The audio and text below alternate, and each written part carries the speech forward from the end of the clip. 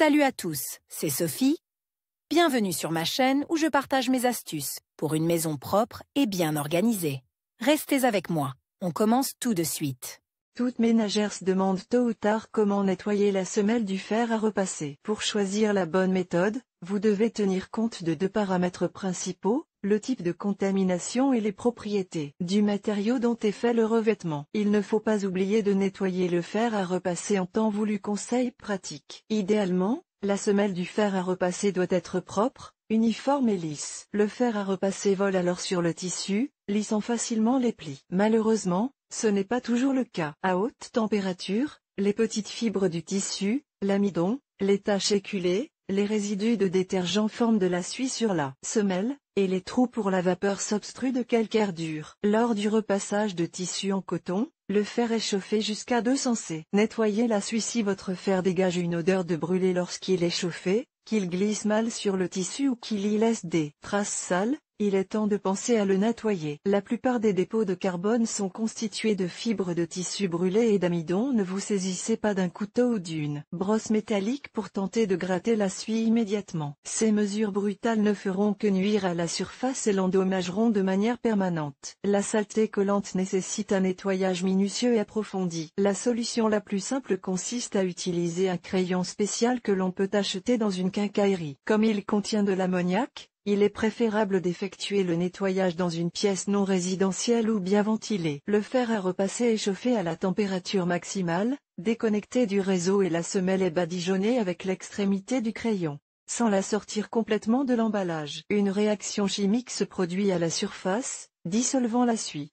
Une mousse se forme, qu'il convient d'essuyer immédiatement, avant qu'elle ne refroidisse, à l'aide d'un chiffon doux. Le traitement au crayon est répété jusqu'à ce que la surface soit complètement propre, et la semelle est ensuite essuyée avec un chiffon ou une serviette humide. Chers lecteurs, abonnez-vous à notre Telegram, vous y trouverez des informations utiles sur l'entretien ménager et pas seulement. Accédez au canal. Lors de l'application du produit de nettoyage, évitez qu'il ne pénètre dans les trous du défroisseur. Vous pouvez utiliser de l'ammoniac au lieu d'un crayon spécial. Mouillez un chiffon doux avec de l'ammoniac et repassez-le autant de fois que nécessaire avec un fer à repasser chaud. Toutes les saletés doivent rester sur le chiffon. Après le détartrage, le fer est essuyé avec un chiffon propre et humide. Lorsque vous utilisez de l'ammoniac, de l'eau oxygénée ou de l'acétone, veillez à ce qu'il n'entre pas en contact avec les surfaces en plastique de la base et du corps du fer à repasser. Une solution d'hydropérité ou de peroxyde d'hydrogène aura un effet similaire. La technologie de traitement est la même, mais au lieu d'un crayon, prenez une ou plusieurs, selon le degré de contamination, tablettes d'hydropérité, qui frottent la surface. Quant au peroxyde liquide, il est préférable de l'appliquer sur un coton-tige et de nettoyer le fer aux endroits où de la suie s'est formée. L'avantage de l'eau oxygénée est qu'elle-même et ses vapeurs n'ont pas d'odeur forte. Un autre moyen inodore mais efficace est le vinaigre. Pour nettoyer la semelle avec du vinaigre,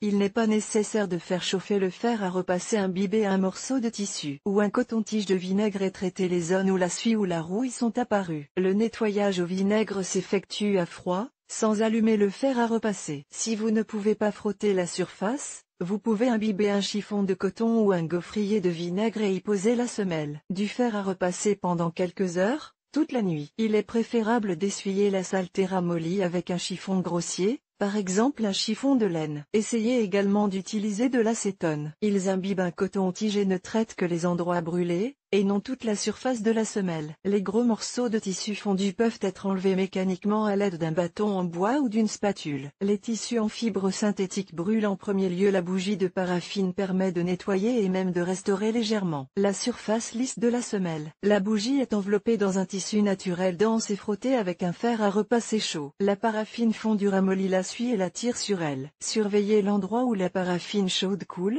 Essayez de ne pas la laisser pénétrer dans les trous destinés à la cuisson à la vapeur. Après le traitement, les résidus de cire et de saleté doivent être enlevés avec un chiffon doux et humide. En cas de salissure légère, la semelle peut être nettoyée avec du dentifrice. On l'applique sur la surface chauffée et on la laisse sécher complètement lorsqu'elle refroidit naturellement. Ensuite, on enlève la couche de pâte avec la saleté à l'aide d'un chiffon humide et, si nécessaire, on frotte la surface de repassage avec un chiffon de laine sec. Détartrage. Les ménagères qui possèdent des fers à repasser dotés d'une fonction vapeur sont confrontées à l'accumulation de calcaire. Ces fers sont dotés d'un réservoir dans lequel l'eau est versée et de trous dans la semelle par lesquels elle s'échappe sous forme de vapeur chaude. Le calcaire s'accumule au fil du temps à l'intérieur et à l'extérieur du fer. Il interfère avec le débit de vapeur et forme des stalactites denses autour des trous de la semelle, qui s'accrochent au tissu et laissent des taches. La vapeur simplifie et accélère grandement le processus de repassage,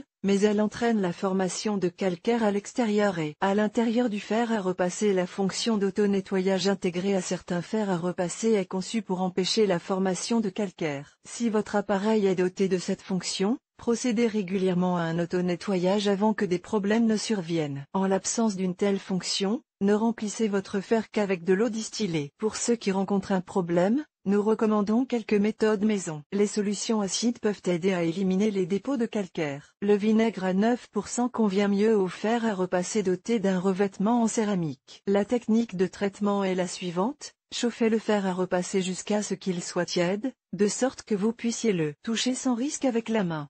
Préparez une solution de vinaigre dans la proportion de 50 ml de vinaigre pour 50 ml d'eau.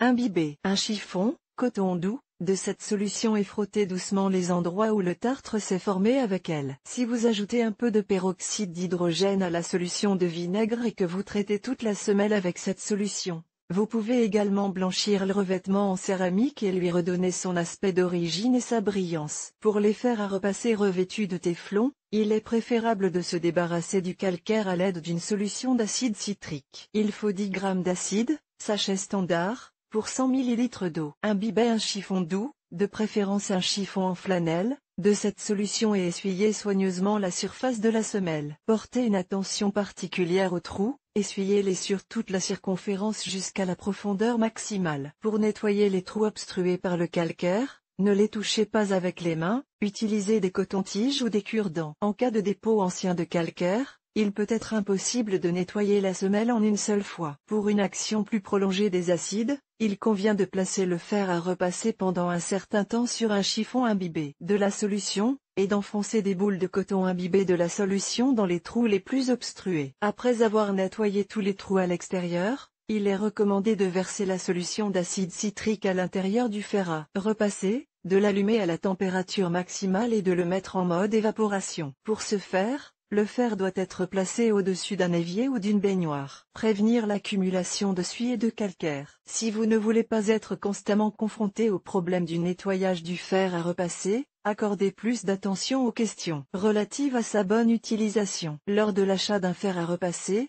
veillez à étudier le mode d'emploi et à suivre les recommandations prescrites. Les fabricants indiquent sur les étiquettes des articles les particularités d'entretien, notamment la température et le mode de repassage. Les différents tissus nécessitent un repassage à certaines températures, par exemple, 110 C suffisent pour repasser la soie, 130, 140 C pour la laine, et 200 C pour le coton et le lin. Les articles en tissu synthétique ou en velours, en particulier les lainages, doivent être repassés à l'aide d'un tissu fin en coton ou d'une gaze humide. N'utilisez pas l'eau du robinet dans votre fer à repasser. Utilisez de l'eau distillée ou purifiée. Nous vous proposons de visionner une vidéo sur le thème de l'article. Olga Poliakovskaya est une experte en ménage et un maître des chefs-d'œuvre culinaires, selon sa famille et ses amis. Elle a l'habitude de se fier à son bon sens, à son expérience du monde et à son intuition féminine.